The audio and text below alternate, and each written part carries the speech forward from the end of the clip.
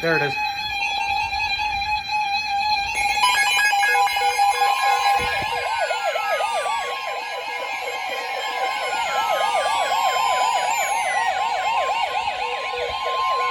The National Weather Service in Chicago has issued a severe thunderstorm warning for northwestern Ogle County in north-central Illinois until 3:45 p.m.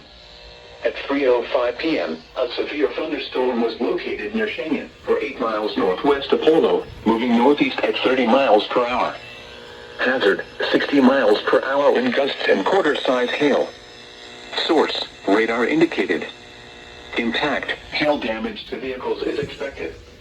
Expect wind damage to roofs, siding, and trees. Locations impacted include Foreston, Leaf River, Adeline, and Baileyville.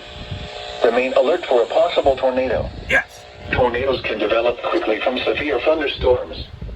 If you spot a tornado, go at once into the basement or small central room in a sturdy structure. For your protection, move to an interior room on the lowest floor of the building.